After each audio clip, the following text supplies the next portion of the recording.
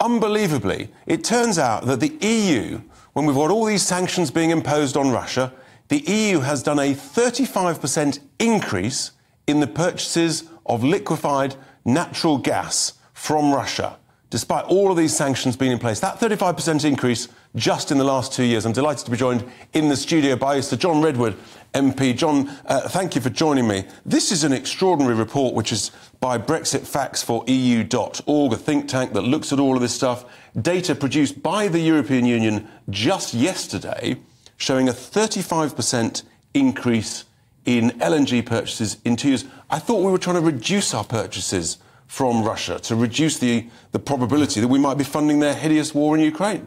Well, of course we should be doing that, and I think it's quite a shock. And Facts for EU once again have done a very good job highlighting this, and I'm glad you've picked it up, because I thought we had Western solidarity on this issue. I thought Germans, France, and particularly Belgium and Spain, which I think have been some of the bigger importers, according to the figures, should live the brand, and we're saying that we must get Russia out of our supply chain, particularly for oil and gas, because that is definitely what's paying for the extra weapons they're buying in from around the world. And they've become so vulnerable to buying gas from Russia. Of course, it's fair to say that actually imports of piped gas has reduced. But this is a vast, vast increase. It seems to me that they're good at talking the talk, but actually are the nations walking the walk?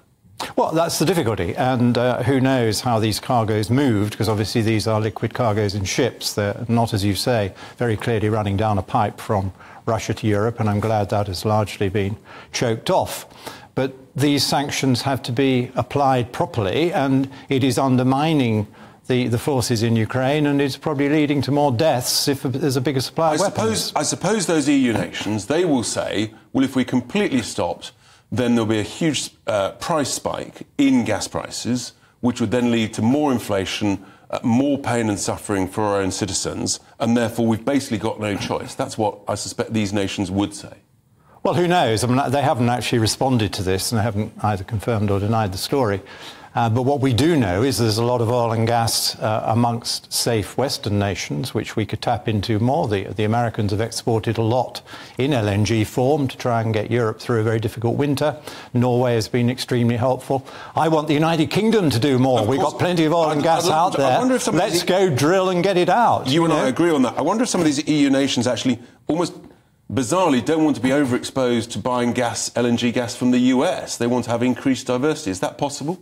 Well, you need to ask them. I mean, I hope that isn't their rationale. I would imagine that they just were desperate to have enough gas to get them through the winter. But they did do a good job in filling their stockpiles, and they have rather better reserve systems than we do in the United Kingdom. Because, of course, we got rid of all our stockpiles because we had our own gas in abundance. Now we don't have the gas in abundance. We actually need bigger stocks in the UK. But even better, we still got stocks lying under the sea there, which we know about. So please, government, grant the production licences, get some safe gas down the pipe, and even better news, less CO2 than bringing in LNG from overseas. Completely. It's quite extraordinary. Well, it is a remarkable report that EU purchases of LNG 35% up. Other big news at the moment, waiting to hear the speculation about HS2. Is it starting? Is it stopping? What's going to happen? What's your view on this? I mean, is the Prime Minister really going to actually take away possibly the best bit of a train set that, frankly, I never wanted? Well, we'll have to wait and see. I mean, he's obviously considering it very carefully. He's a man who does his research and wants all the data and wants to hear the different sides of the argument. But I hope he finds a way to control the unstoppable costs of this runaway train set. And I always thought, well, I voted against the thing in the beginning because I didn't think the original business case added up to much. Now it's 3 times the cost. The business case has been completely shot to pieces.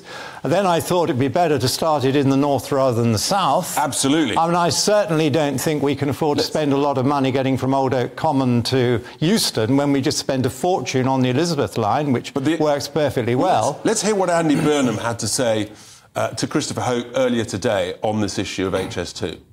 You might get a legal case because of no consultation. Well, all options would definitely be on the table. You know, we're getting stronger in terms of the voice of the North. We don't seek fights with Whitehall, but we know how to answer them back now, and we're just not going to lie down and accept the way Whitehall's always treated the north of England. We are fighting back. We're getting organised. We're not going to take things lying down, so they'll be hearing from us. It almost as though inference there from Andy Burnham, the mayor of Greater Manchester, of course, that he might even actually resort to suing the government. But the idea that you go from a suburb that most people haven't heard of London, to a southern suburb of Birmingham that no one's heard of, and then stop. I mean, it would actually take longer than going from Euston to central Birmingham, and avoid miss the really important bit from Birmingham to Manchester that Andy Burnham's talking about. Well, that would be project failed, and the option that other people favour is massive overruns of cost and big delays. We're not talking about a train set that's going to work this decade, so the people in the north who are suffering from poor services at the moment, this is not their answer. No. I think spending a bit less money on digital signalling greatly increases your capacity and improves the reliability of the train services, and you could do that throughout the north and give them that extra capacity much sooner and at a better price. You, a businessman, John, I'm a businessman. There's an expression, the first loss is the best loss, and don't pour good money after bad. Frankly, given where it's at now, I would scrap the lot, I would fill it in, and I would use at least 50% of the saving in the north, east-west, HS3, HS4 in the north. Surely that would be the right thing to do. That's proper levelling up in the north, isn't it? Yeah, I want to spend more in the north and effectively, and I think modern technology is a great help. You also need to rerun all the business cases because, of course, the original business case assumed 5-day-a-week commuters who were going to be fleeced with very high prices for their season tickets. That's old fashion now. It's not going to happen. The railway is going to be used differently and people want discount prices. It makes the business case of really expensive new railway sets even more difficult to justify. Would you scrap the whole thing? No, I wouldn't scrap the bit we're building. I mean, you've got contractual commitments. Would go to Birmingham. I would finish the build because you've got contractual commitments, have something to show for it, and then spend the balance of the money of the original budget. So you wouldn't go to Manchester? On having the faster links because of better signalling and route improvements. You might need some small bits of track for bypass track to get your fast trains past your slow trains, that kind of thing. Sensible improvements that are cost effective to give the northerners a better service soon, not sometime never, and not bankrupting the company in the country in the process. 30 seconds. You're still not very happy with the Bank of England, John, before I hand over to James. They should stop selling all these bonds at massive losses. They bought them badly. They paid far too much for them. For once, I want them to be a bit more European. The European Central Bank made the same mistake of buying too many bonds that were too expensive. They're saying let them mature and roll off to minimise the losses. The Bank of England is maximising the losses, and the taxpayer and the Treasury has sent the bill. And I don't think we should have to do that. Absolutely right, and we shouldn't be paying the interest on the money printing. John Redwood, thank you so much indeed.